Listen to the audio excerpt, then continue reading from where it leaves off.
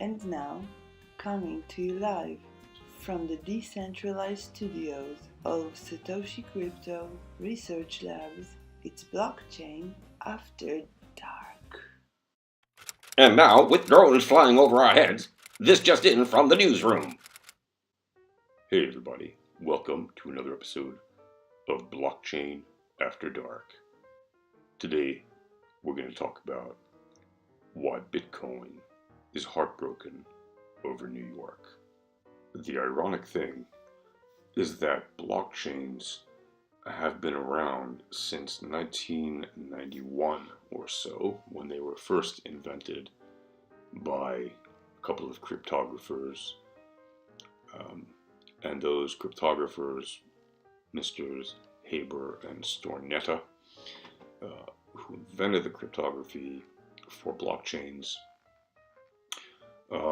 didn't have such noble ambitions with blockchain, right? They were essentially running a very small use case, and they had developed something which was called surety, S-U-R-E-T-Y, right? Surety. And basically it was a way to put a hash calculation on a document that could demonstrate with absolute proof the date and time, essentially a timestamp of the document entering onto a blockchain, a public ledger, a record that could not be changed. And this was used in mainstream media, interestingly enough, by none other than the New York Times. So quite literally, New York was effectively the first city to really have widespread, large-scale use case demonstration of what the blockchain could do and how the public ledger was useful. And yet, here we are in 2018, soon going to 2019, and New York is one of the least friendly places for blockchain investors and Bitcoin investors that are at least retail investors, right? If you're an institution or an authority, it's not quite the same. Obviously, the other irony is now you have things like Bakkt coming out of the New York Stock Exchange. Well, that's out of New York, right? So big banks, big financial institutions, they are making headway in terms of getting blockchain and Bitcoin investing more possible in New York itself.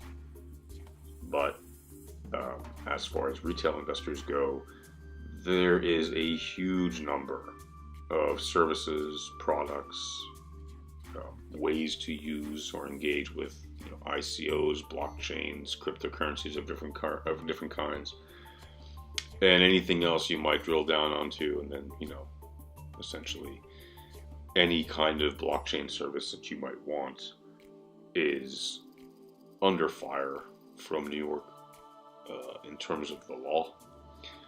And there's a reason for that. And it's a very sad reason. But that reason is that essentially Bitcoin and blockchain have been gamed by early adopters of a certain kind. And the thing is, New York has essentially sold off the rights to control a lot of blockchain related services to a handful of people who moved early enough with regulation that favored them to effectively wrest control and limiting the options of New Yorkers to participate in the blockchain. And I think it's very weird, obviously, that such a new technology would be pawned off so quickly while it's still an emerging technology and an emerging asset class and an emerging everything else. And the only reason that this could happen is obviously politics. And it's a sad state of politics when New York, the world's leading financial capital, still is dumping what is quite possibly the most revolutionary technological breakthrough, at least in the last 20 years, since the internet became a huge thing, if not in many more years, if you believe that crypto has the potential to be truly the next form of money. Which, if it does, then that means that New York essentially is giving up, or has given up, on the future of money, which is ironic since it calls itself the financial capital of the world. You'd think they'd be all over that. However, things are not always as they seem. And now, a word from our sponsor. Got digital assets. The folks at getablockchainwallet.com want you to cover your assets. This holiday season, if you're giving crypto for Christmas, or if you're just buying some more for yourself, make sure you protect it with cold storage on a hardware wallet. Check out getablockchainwallet.com and cover your assets now. And now, back to our regular scheduled programming. So what's the future for New York and blockchain? Will it be happy times again? Will it be a quagmire that it can't escape from? What is going to happen to the financial capital of the world when other cities, other states, other countries decide they've had enough of waiting around for a rather self-righteous set of politicians who are bent on controlling access to the blockchain in the supposed world capital of money? What happens when Jakarta, or Beijing, or Tokyo, or Berlin, or Paris, or Sydney? What happens when they decide they've had enough of waiting around for New York? What happens when they decide the future of money is no longer going to be the domain of New York and then all others? What happens when America loses its grasp of the financial economic superpower position that it is holding on to for dear life, clinging on by its very bloody fingernails? What happens when China becomes a very strong number two, not just number two, but in high contention for the number one spot of being the world's economic superpower? When America's military superpower strengths start becoming depleted because of the lack of economic strength? What happens when China becomes the leading superpower? What happens when China no longer acts nicely towards the West? What happens when China asks for oil to be paid in RMB yuan? What happens when other countries start acquiescing to China's requests?